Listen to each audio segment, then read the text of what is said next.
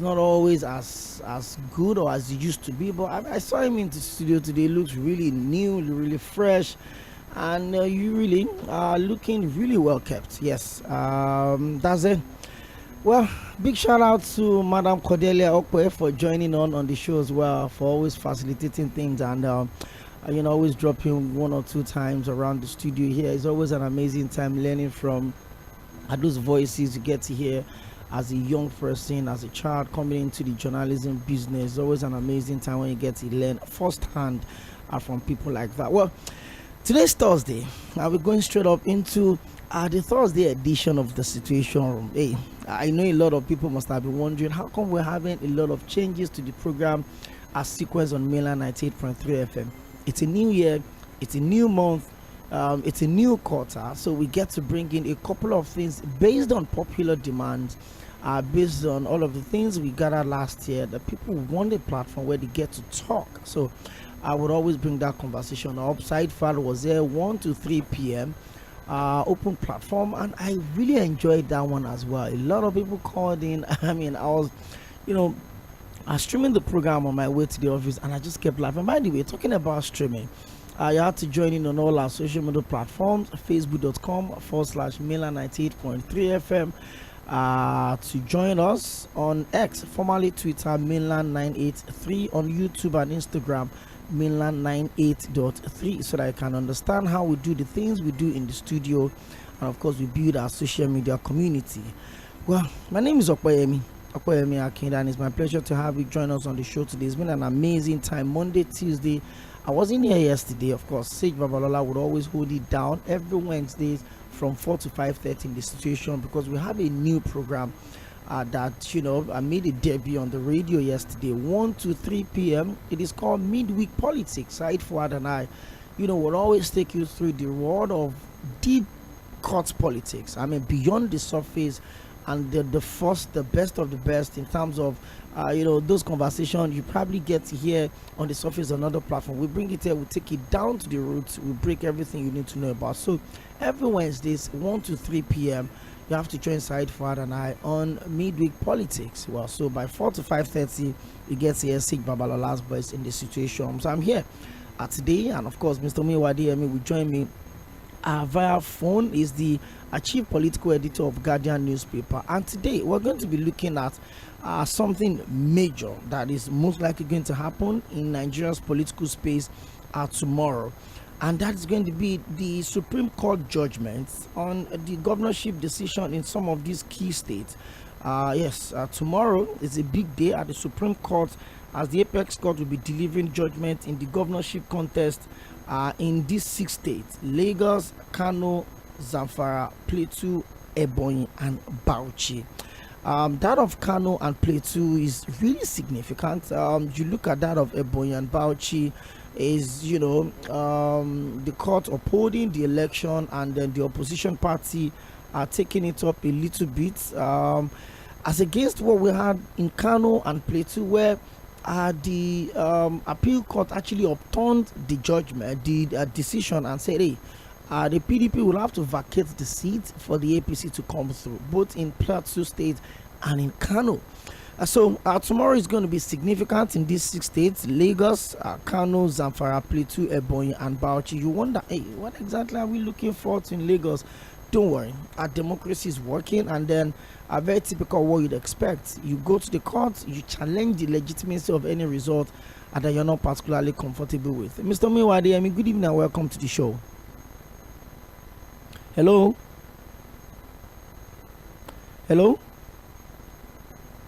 Okay, I think we're trying to reconnect with Mr. Miwadi. Like I said, he joins me every Thursday. Mostly he's always in the studio with us, but he had told me earlier on the day that he's going to be away, and they would have to do this via phone. We're going to look at what are the expectations ahead of tomorrow.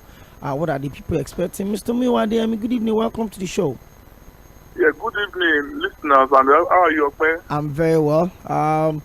First off, I need to appreciate you for taking time out from what you're doing at the moment to be on the show today for a very short period of time. So we'd appreciate you. I would try as much as we can to take advantage of full advantage of the few minutes you are going to be spending with us on the show today. First off, Yesterday evening, the presidential spokesperson for Alhaji Atiku Abubakar in the last presidential election, Daniel Bwala, met the President Bola Ahmed Tinubu at the State House yesterday. And remember, Daniel Bwala was a member of the APC, a very close ally of Mr. President, and he left the party in 2022. And I think late 2022, around September, he was appointed as the spokesperson for the Atiku Abubakar campaign organization, and he was all over the media, talking about the APC, talking about how much of a plug the party is. That if you I think I have a quote. I would certainly like to bring that up before we get into the conversation. And let me quote what he said. He said, "The human brain is unique and miraculous. It works and functions optimally for 24 hours a day, 365 days a year until you join the APC, then it stops working." And that was a tweet on the 25th of November 2022. That was when he became the spokesperson of the Atiku Abubakar presidential campaign. But yesterday, he met Mr. President, and he talked about the fact that all he had was a change of ideology, that is following the president. He's not even saying he's joining or returning to the APC because of the nation or Nigerians. He said he's joining because President Bola Ahmed Tinubu is his mentor. What do you make of that? And don't forget, over the weekend, the G5 also came back to the space, and they talked about the fact that they are supporting President Bola Ahmed Tinubu ahead of the 2027 election. Remember, the G5 played a very significant role in the last presidential election. The G5 comprised of the former governors of Abia and Enugu, the former governor of Rivers State and Benue State, and the current governor of Oyo State, that's Governor Seyi Makinde, running for a second term. A lot of people have raised concerns and fears about the opposition as we go on with our democracy. With Daniel Bwala joining or returning to the APC yesterday, what do you make of all of this conversation, Mr. Miwa Adeyemi? And do you also express that fear that if we're not careful, if the opposition does not play that key role ahead of this democracy, we may be having a one-party system ahead of the next election? Well, I think let me quickly react on your last comment. The possibility of having one party is off. Nobody should be thinking about that one. And they will consider our trajectory and our political trajectory in this country. There was a time we thought PDP will had it. Even PDP was so sure, they were saying that we were going to rule for 16 years without knowing that they won't exist 16 years. The point being that we look at how it happened in this country. Everybody is rushing to APC now. So don't be surprised in the 1.5 years at most 2 years, you saw the opposition springing up from the same APC. Whether to go and take over the party, but the opposition will also begin from that APC, and which will also cause the downfall of APC. So all of them are rushing there. They are rushing here now, but the time will soon tell. But the truth is that to think of one party in this country is off it. Because because of the kind of federal system we operate, the multi-ethnicity, the religion, and other factors. So the APC itself will implode. Because all of them run here, the center family will not hold as soon as we just wait. The next one they have to get that I will remind you of this conversation. So having said that, Tinubu's guys, it was one of his boys that knew how they planned, I think, the formation of the PC and how the party came to fruition. But Bwala was, I think, Anglo-Muslim. Because Bwala, from the area of the country he comes from, he didn't want a Muslim also to emerge as vice president candidate. They thought they should be a Christian. This was a Christian minority from the Northeast. So I think the whole people in that region were angry with the choice of another Muslim. All what Bwala kicked against was Muslim ticket. And on that note, he left the APC, which he go and join PDP and work for Atiku. And we are surprised. Many Nigerians were surprised. No, some of us, that nothing can surprise us. Just like telling me this party stopping went back to Tinubu. And some people say we are surprised. I won't be surprised. You understand? Because these are the people they share the same ideas for many years. So Wala just sees the opportunity of reducing the secret, reducing number of people on his entourage, and because he allowed these ministers to be quit for an obvious event to see whether somebody is doing well. I don't know anything Tinubu has done that's so fantastic that will make anybody that believes in any ideology of his party and to leave his own party for, I don't know, I'm not saying that good thing. I'm not saying it. Unless maybe our callers, these are what has done that's very good, that has brought the resources to their community, that has reduced their transport fare, that have put it at the table, food at the table, and the cost they can bear. So I'm not seeing anything good that will suit any politician of this philosophical ideology and to go to other parties. But in Nigeria, if you need to ask, do we have any party that has any philosophy? Is there any party that has any ideology? No, there's no party in Nigeria that will stay with it unless even Labour Party that's leaning towards left has not even confirmed to be a leftist. Is the principal officers or people that is taking Labour Party to move, they were all rightists. So in Nigeria, we don't have a party that will lead, that can profess to any ideology. So it's like changing from one Japanese car to the other. So whether you are driving Lexus or you are driving a Land Cruiser, you understand? It's the same Japanese car, the same Japanese engine. I think it means I'm not living on this 8-cylinder Land Cruiser brand new. Maybe I don't know, maybe they're driving for the smoother or whatever. But the truth is that it's the same Japanese engine and technology. So I think that all the political parties in Nigeria are the same. So if you see anybody just crossing from one place to the other, don't be surprised. Because I think nobody's fighting any ideology. Nobody's fighting for any philosophical underpinnings that defines any political. I don't know one. I was just talking to somebody. I don't be surprised. You see Kenneth Okonkwo, I think one of the spokespersons of the Labour Party, also joined the APC.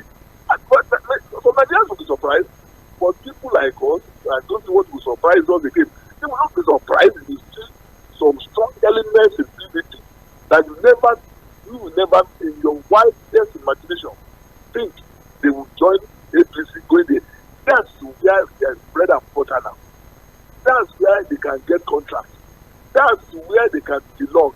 And that's where they can be part of people sharing the cake. Remember, politicians in Nigeria are not there for your interest or for my interest. They are there to share in the national cake. And the way the cake is the ambit of the APC. The APC hold the cake, they hold the knives, they hold the access to the room where you can share part of the cake. And they want a typical politician who is only interested in what to eat and to lock himself outside and fight for who? Fight for who? In fact, who are they fighting for in the first instance? The Nigerian government, the Nigerian political system, or the same way in Nigeria, and anybody to fight for anybody. So are you telling me that those who contested for governorship or presidential election were fighting for who? By obtaining a form of 100 million? Fighting for who? So what the point we are making is that the whole system, don't look at the system with a prime eye of someone that we are operating a system, I think that allows, I think, a sanity. No, it's not. So the whole system itself is false, it's corrupt. The whole system is full of hypocrisy. So and there are some politicians that understand what they are doing, know that when in this Nigeria, anything goes. What matters is what they have in the pocket. I don't know if this is the man want to contest this election, is the amount he has that will determine how far he will go. Not the kind of grammar or that kind of philosophy. So that's the problem we have in Nigeria until Nigerians themselves begin to change their value, begin to look people critically and determine what to do with them. So for Boala, I'm not surprised. And the last, I think, on the G5 matter is the same thing. So people in G5 they themselves know that there's no way they can be that relevant in PDP. I don't know. To say they really want to be really relevant in PDP, it's difficult. Sheyi Makinde is his second term. He is no more going to be on the ballot paper, and the man just wanted to survive after. And some of them, the chances, they look at it now, the chances of PDP recovery to them is still slim, because they are looking at who will be the center figure that can reunite that party. So we have not seen one, and they also have not seen one. So it's better they continue to profess their loyalty to the president, who can in return appreciate their gesture and know Nigerians for what they are. So Wike is here for them, and with Wike here, and so people like Fayoshe, like what we call it, they are being well taken care of. So their interests are being well taken care of, and which matters to them more than any other thing. So what we are saying that they may not eventually say they are joining APC, but they will continue to attach themselves to the front string of the president. And then by and large, how would they want to start campaigning for 2027? Is that not a strategy to distract the man? I think it's for their own selfish end. What has the man achieved? How much of his campaign promises has he delivered? What has he done to Nigeria? Can he himself, can Bola Tinubu himself sleep and wake up and say, no, I think I'm making impact in the lives of Nigeria? He has out there. He wants to see himself. So he has not done that. So we are still living on hope and promises. So when the man is there to get his footing, some of the ministers they thought they had credibility, so the best ones among them are the FCC matter. How would he explain the issue of this Olapujojo, or the poster boy for the administration, being now in this mess? So how would now say the man now be talking of 2027 for politicians? Tinubu is himself the politician. That's what you want to hear. But they begin to tell him what he wanted to hear, distracting him from the suffering, from the pain millions of Nigerians are going through. So it's quite unfortunate. And if our Tinubu, it's better to stop them. No, please, nobody should talk about 2027 now. And then we still have issues to attend to. We still have promises to deliver. We still have issues, people crying, at least on our shoulders, that we are here to find solutions to their problems. 2027 should not come now. A debate on it is a disservice to people of this country.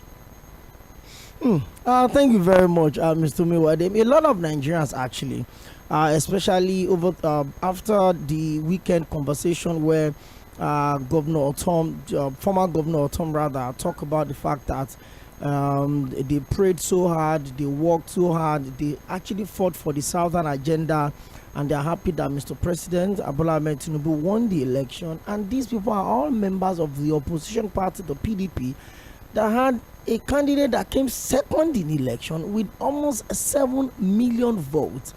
And it has made a lot of Nigerians start asking, what if the G5 never left the PDP? What if Peter Obi and Atiku Abubakar, replayed the 2019 joint tickets? Would the story have changed in the election? Now, talking about the election, tomorrow, the key decision in respect to the governorship situation in these 6 key states will be decided by the Supreme Court tomorrow. And a lot of Nigerians are saying, you know what? We really wanted something different from the presidency. The court has upheld the election of Mr. President. Now, it's a big day at the Supreme Court, as the Supreme Court will be delivering judgment in the governorship contest in these 6 states. There's Bauchi, there's Ebonyi, there's Plateau, there's Zamfara, there's Kano, and of course our own host city, Lagos. And we're expecting something different. Don't forget, some of these states have unique situation. In Kano, for instance, the PDP governor in the state has lost his seat according to the appeal courts. But now the Supreme Court is going to make a decision whether to uphold the decision of the appeal court or to uphold the decision of INEC to announce the PDP candidate. And in Plateau as well, the governor, remember also the appeal court, said it does not have the right to be fielded as the candidate on the platform of the PDP because the PDP had a parallel Congress that was not recognized by the Constitution. So these are two key situations in those states. And these states are states that have gone to the opposition, the PDP. Are we expecting something different tomorrow, Mr. Miwa, or what do you think the minds of Nigerians would be to receive whatever judgment comes? So remember, after the Supreme Court, nothing else. Everybody accepts the status quo and move on with the life to prepare for the next election. Are we expecting anything different tomorrow, Mr. Miwa, and what will be something different to you? So I think, you know what? Let me just tell you my belief, and which is quite different from and what most Nigerians always talk about. You know, all of us can hear and be pontificating about how the judgment of Supreme Court might be. Even we see some public commentators telling you the Supreme Court must do this, must not do this, must not do this, must not do that. And whereas, ask them if they have all the facts of the case at their disposal. Even ask them if they've had the opportunity of reading at what I think both the appellant defendant at least submitted, I think at the Supreme Court. No. You understand? You know, the problem is this.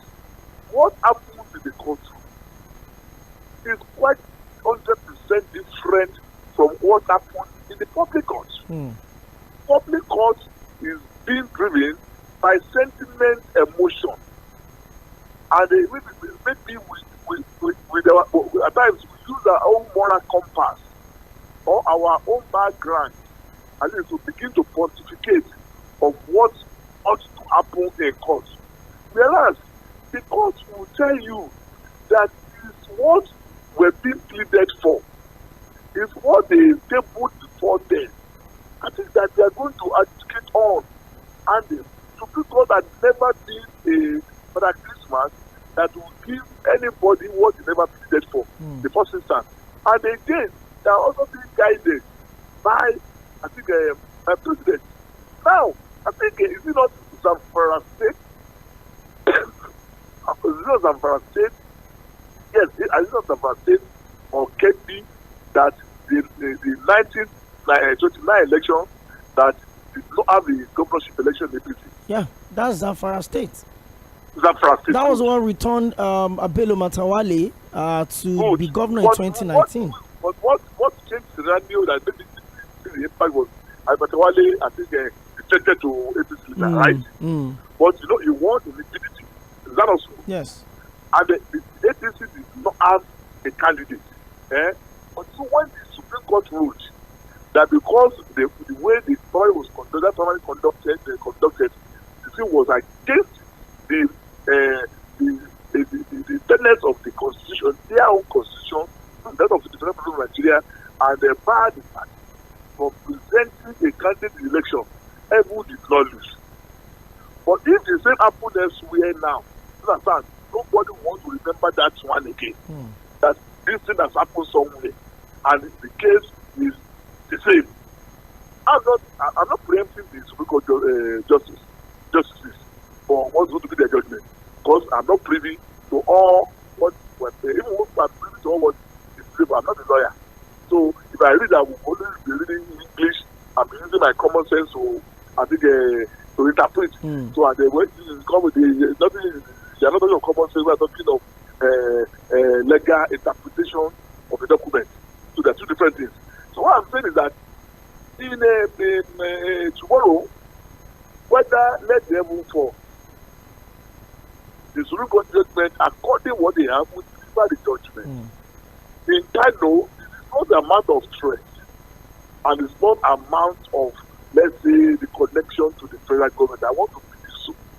The Supreme Court will deliver their judgment in Bauchi, in Plateau, in Kano. Politicians know that that is the end of the competition they are running. that is the terminal stage. So, judiciary is part of the election in Nigeria. So whether we like it or not, because one of us, all politicians will not do what is right during the election. So and that's why we will now rely on the Supreme Court and to be the final and the decision on what millions of Nigerians will have done during on the election day. So to me, let the Supreme, and they will think there must be on the side of the law, because it wants to deepen our democracy or lead us to where nobody prayed to go. So once judges are mindful that I think the action and inaction has to do with the future to it, they will be ashamed of themselves. And then we are the civilians, and when the Supreme Court judge who has moved up, I saw Patrick told me, I think yesterday, talking about how they are planning a new party. So Atiku is trying to fit, and is moving on. So whatever happens in the judgment of the court today, those governors, whether for them or against them, I think also have to start thinking of how to move on. So nothing more than that. Okay, Mr. Wɪʟʟ, I promise I'm not going to take too much of your time. So just give me a few more minutes as we wrap up this conversation, so that I'll let you go, and then I would open the conversation up. Now, we've looked at this issue of the courts, the expectations tomorrow, but let's quickly talk about the last 3 days in respect to some cabinet members of President Bola Ahmed Tinubu. The Honorable Minister for Humanitarian Affairs and Disaster Management and Poverty Alleviation, that's Honorable Minister Betta, the former minister, suspended minister, and of course the one they call the Usain Bolt of the Tinubu's cabinet, talking about Honorable Olubunmi Tunji-Ojo, the Minister of Interior. There's been a lot of issues in respect to monies maybe not properly channeled, paid into the wrong account. The Honorable Minister for Interior had come out to say that, hey, I'm no longer a member of so company. I resigned 4 years ago. There's just been a lot of issues and all of that. Looking at how long it took President Bola Ahmed Tinubu to put up this cabinet, looking at the level of expectations, and the fact that the suspended minister, Betta Edu, obviously one of the youngest members of the cabinet, she's been around, a former commissioner for health in Cross River State, the chairperson of all the commissioner for health in Nigeria. When she was a commissioner, she was head of the Cross River State COVID-19 palliative distribution, the former national woman leader of the APC, charging into the election. You also look at Honorable Olubunmi Tunji-Ojo, the former member representing Akoko North East Northwest Federal Constituency. It's just been a lot of issues into this. Did you feel disappointed with this? I mean, they've not even spent 5 months in office, and they were talking about all of these issues. What does this say to you about the mind of a typical Nigerian political office holders? Does this change when they get into office, or you also believe that that particular ministry is set up to tempt you as a politician or as a minister? I think, let me quickly say something. Ministry of Humanitarian Affairs, I think when it was, I think a carved out, I think was designed by President Muhammadu Buhari, people have to look at how the modus operandi of that ministry is very, very essential. Because let me tell you something. What happened to Betta Edu was like falling into a system error. It was the same pattern our presidential enough is used in distributing the money, because I think there was a document that that I think our presidential in office, how she also, I think some of this money to be distributed were distributed to social coordinator to their private accounts, and they are the ones doing that. Maybe later now they now send at least their bank statement, verify those things to at least to the auditors. I don't know. I thought they are auditing that area of governance. So it was, if I didn't get it, if the information at disposal is correct, the same system he met that he thought she could continue with. Quite unfortunate. But by and large, let me tell you the politics here. From the office of the Accountant General that they released those documents, some of them we knew were not happy the way the IGR is being investigated. Because some of them benefited immensely from the rotten system. So if this thing happened during IGR you're investigating, I think it's now involved by EFCC. And the new minister is also towing the same line. So that's why they released that document. Just to perhaps to exonerate the IGR minister. That has been if the current one, better I do is of using the same approach to them. Why must we continue? Why must the EFCC continue to investigate IGR? So that is the politics behind it.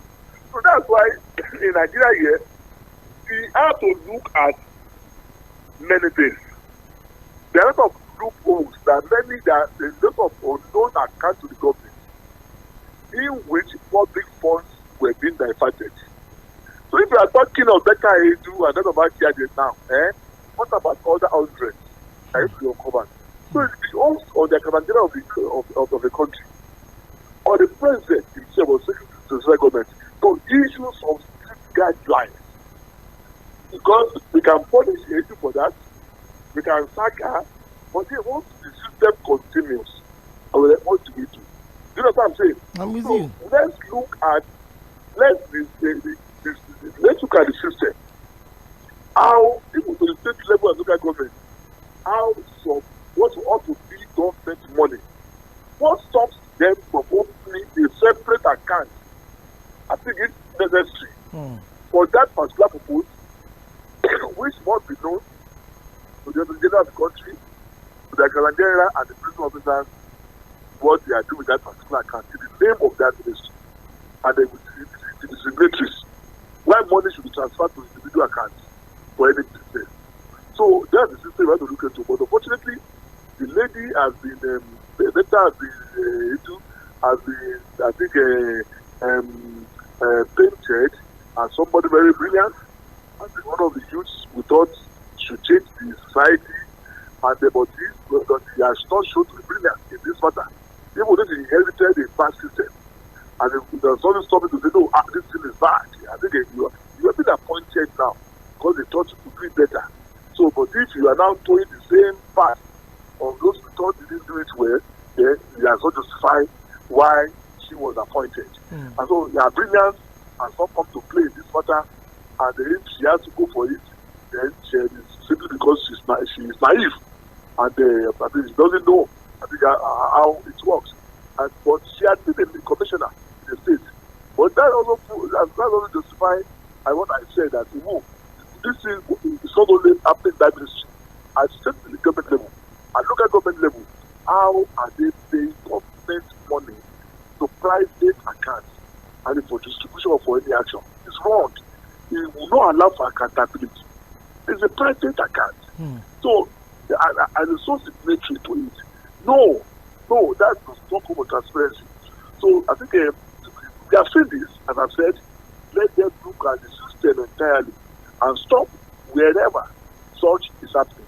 And it's also unfortunate for Wğʟ. I don't know how I want to represent himself. If I'm the same cabinet with you, and I could recommend, unless if he had a record to show that even before he became a minister, I think that company has the consultancy for the ministry. If he has that record, even before I became minister, before I became in government, when I was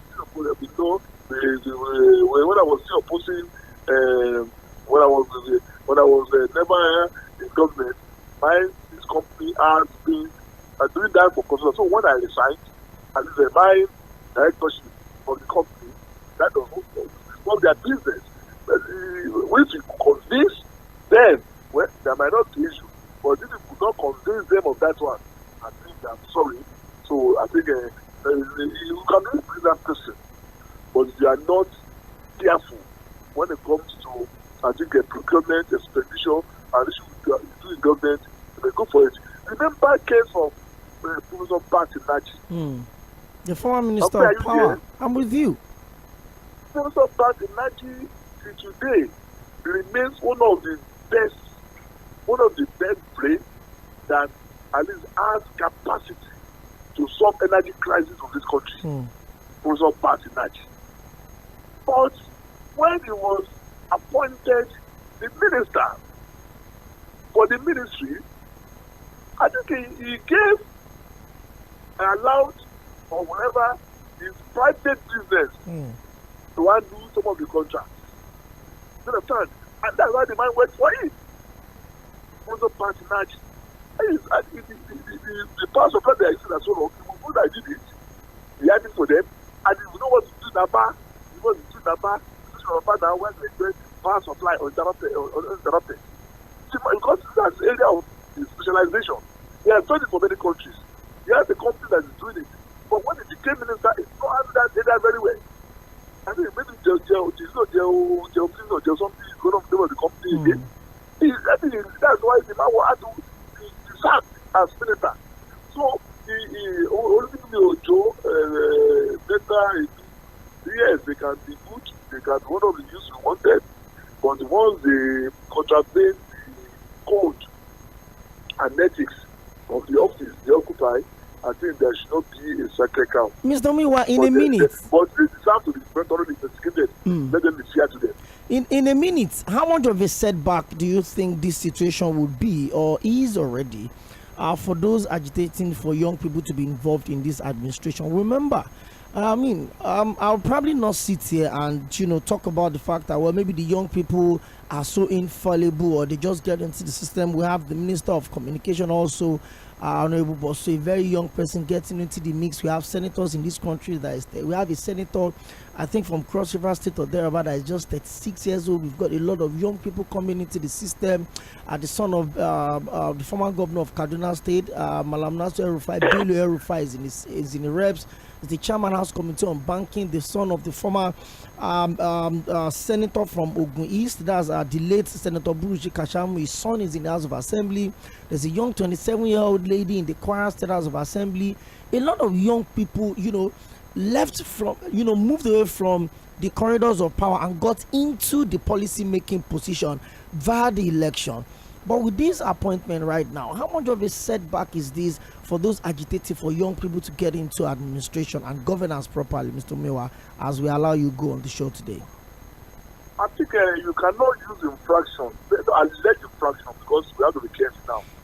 You cannot use the alleged infraction. There were established cases of infraction against 2 or 3 people to define millions of brilliant youths we have in this country. No, I think that should be here. So it's like all the commit fallacy of composition, which is all because one is bad, all others are bad. No. They are not. We have millions of youths that I think from among the president, I think they can choose. It comes to that we need young people to be in government. Nobody should dispute that man. What was the age of Gowon when he became the president of this country? What was the age of Sᴏᴜᴜ and Co when they began to, I think, make impact in national politics of this country? So the point we are making is that because these people are still around, does not mean that they will not give others chance, at least for continuity.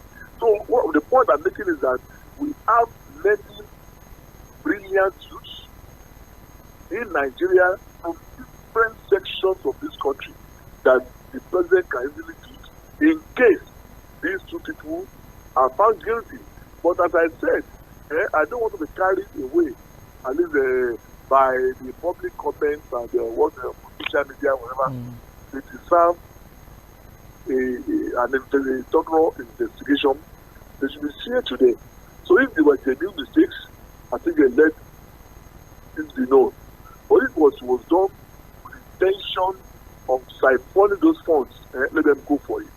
But I'm sure that let there be, I think, a thorough investigation to the matter before I think we prosecute them. Because I think nobody is they are citizens of this country. It should be unfair I think just to bail them and without, I think, establishing, I think, the facts about the matter. Thank you very much, Mr. Tᴜɪ̀nᴜ Adéyẹmí. Mr. Tᴜɪ̀nᴜ Adéyẹmí is the chief political editor of Guardian newspaper, and he's always with us every Thursday on the show. But I mean, he's unavoidably absent in the studio today, but he joins us via phone. Thank you very much, Mr. Tᴜɪ̀ǹū Adéyẹmí, and I appreciate you for taking time out of your schedule to be with us today. I'm sure we have a number of brilliant callers that will pick it up. Certainly. Certainly. Thank you very much. Enjoy the rest of your evening. We'll reach back to you much later. All right. Thank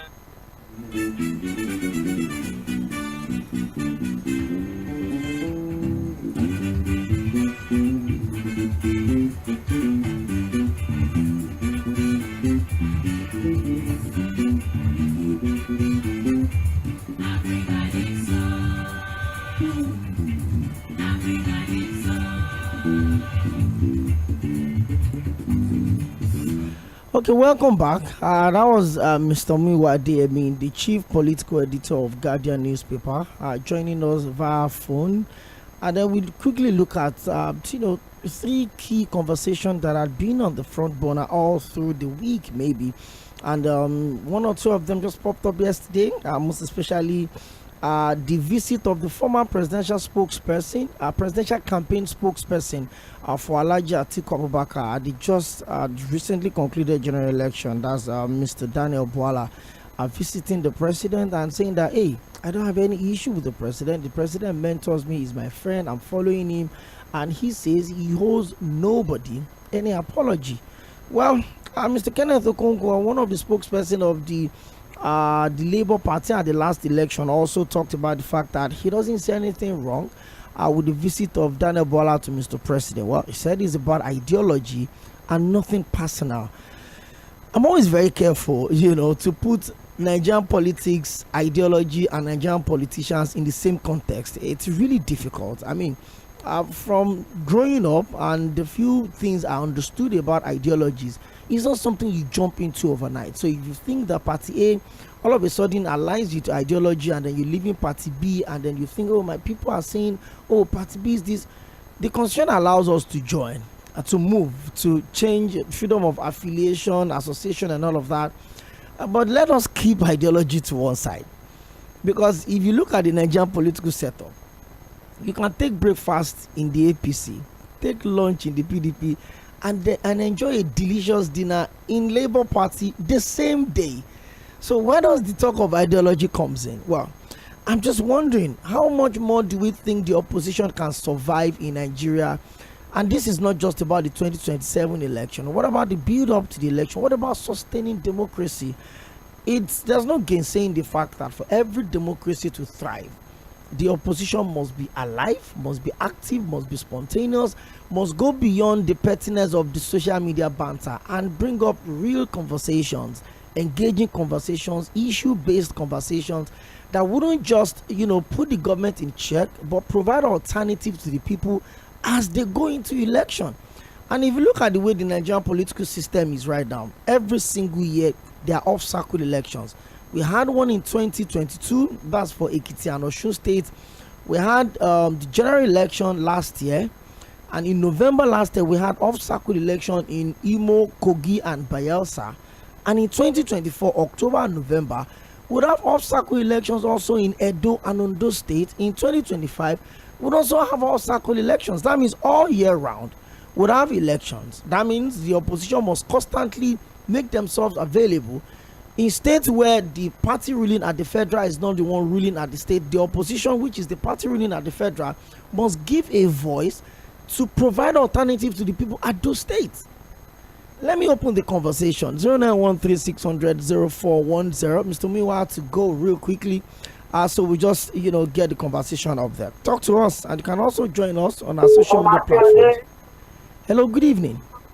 Hello, good evening, You're welcome. Your name and where you're calling from, please. Kindly put down the volume on your radio set. Now let me just say this. Are you surprised at all with Nigeria? I have never been surprised. If an IBD will one day venture to still come back as civilian president, then what is not possible? So don't just give ourselves undue pressure. And I will beg everyone that will call after now, and all Nigerians, Let's think less on our federal government. They are not the only ones happening. Tomorrow now, many state governors will decide that they have their state decided. For example, at least I operate in 4 local governments. I live in Isolo. I'm a small office in Apapa. I lecture somewhere in Yaba, and I have a superior center in Surulere. And you know what? I get to know the budget of all these local governments concerned. With these 4 local governments. Last year, Isolo, and where I live, the budget was something around 4-5 billion. The local government and also from their budget. We can never concern about this. Those that affect our lives the more. Even as state governors, I can almost say that virtually nobody knows how much all do this. I have a bit of a kind of affiliation. My grandmother, one of them was from Delta State. So I even want to know what goes on in Delta State. But we're not concerned about that. So I'm not surprised that voila, it's just natural. After all, some of became full of Damascus, so anybody can change. That's fine.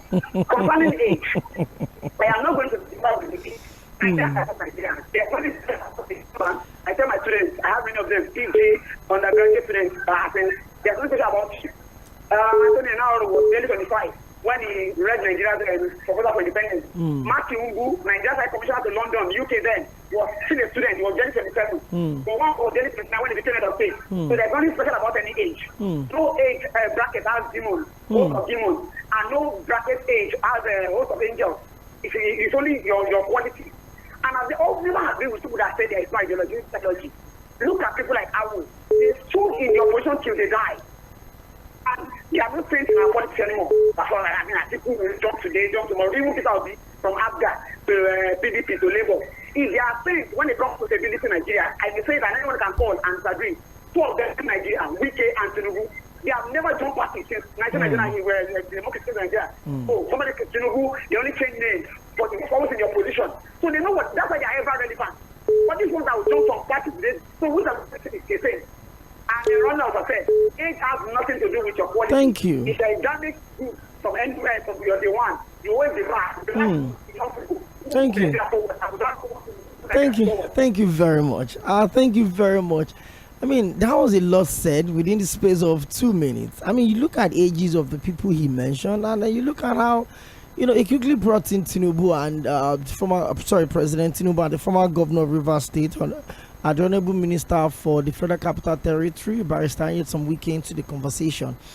I remember during one of the conversations leading to the election, one of the things that the Honorable Minister said was the fact that he had never left the PDP since 1998 when he joined the party.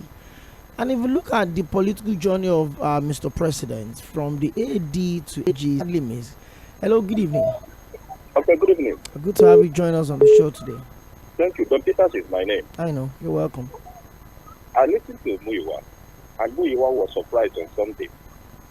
He's very curious. He said he does not know what APC have done, why people are rushing to them. And I have an answer. I think I have a big answer to that. That's his question. APC have created joblessness in the land, and they created hunger in the land. Voila is looking for what every other Nigeria is looking for: money and food to eat. That's just it. Every politician right now are looking for what to eat. Nobody in that office to better the life of anybody.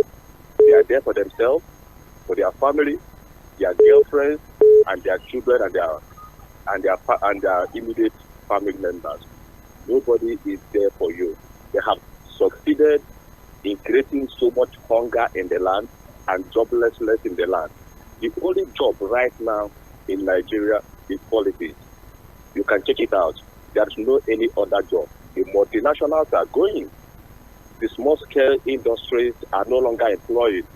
The big-scale industry are going. So the only thing left right now is join them if you cannot beat them. That is politics, and it's very dangerous for our development. Whoever that is clapping for these people, I don't know.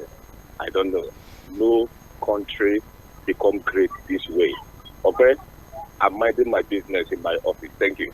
Thank you very much, Don Peters. That's a lot said, and you're still minding your business, but I appreciate it. We'll take one more call, and then we need to take a very quick break. We'll take the headline news, and then we'll come back And on the turn of 5 o'clock, I would also, pay some bills, and then would continue to pick the calls. Don't forget to follow us on our social media platforms, facebook.com/mainland 98.3 FM. On X, formerly Twitter, mainland 983, on Instagram, and YouTube, mainland 98.3 FM. Let's get the conversation going. I would always stream our programs live. This one is actually being streamed live, so you can go on Facebook and YouTube, to see how we do all of these things that we do. And you can also drop your comment in the comment section, so that in case we can't pick your calls, we'll certainly read your messages. Hello, good evening. Good evening. Hello. Good evening. This is Olaiwola. Mr. Olaiwola, you're welcome. Yeah. I just want to have the contribution concerning the Daniel Bwala from the Plateau. Go on. If you look at it, Abraham Lincoln always say one word. He say, what is common in the politics is the personal interest. Before the personal interest always come first before ideology of the political structure you join. And if you know you cannot win, you cannot get the contract, you have to look for what is in your interest. Daniel Bwala, if you be an APC, what happened to the Plateau people in that 2024? Plateau people don't want to support anything Muslim because they are the real Christian people. And that is why you see the bulk of the vote that is coming from that state is only Labour Party them vote for. They didn't vote for PDP or APC. But the Labour Party didn't win the election.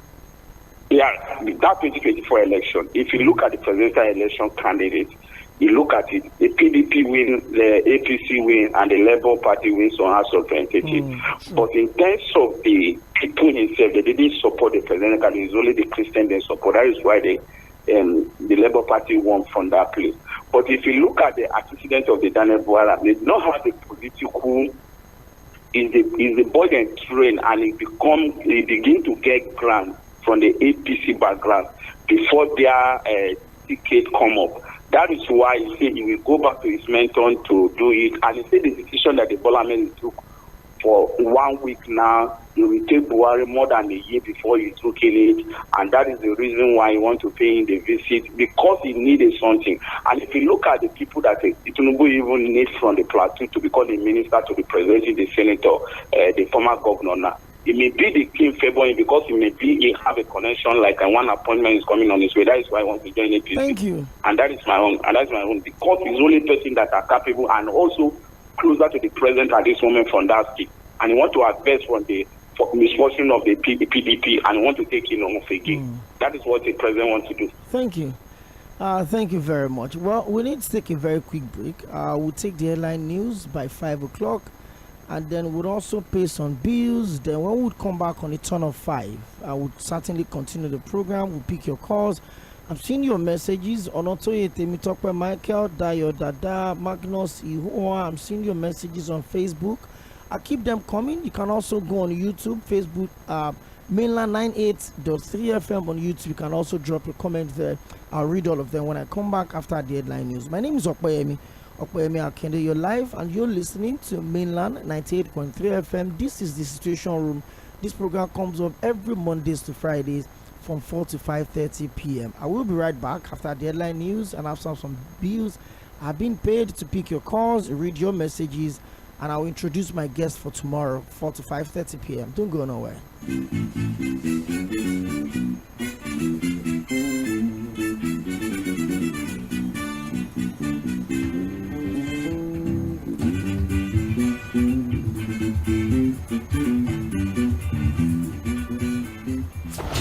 You're listening to Mainland 98.3 FM. Mainland 98.3 FM. Don't touch the dial. 98.3 FM. Don't touch the dial.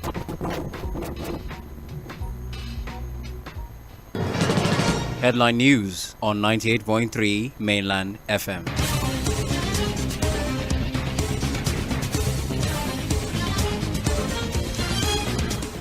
Good evening. Headline news on Mainland FM. My name is Sage Babalola. Supreme Court affirms Umar Eno as Akwa Ibom governor. IGP Egbetokun orders security to beef up along Abuja-Kaduna Expressway over kidnapping. INEC begins accreditation of observers for February 3rd by-election. NYSC makes NIN compulsory for core members.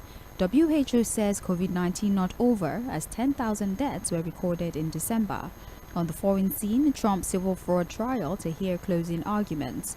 In sport, former Super Eagles stars makes case for Ahmed Musa's inclusion.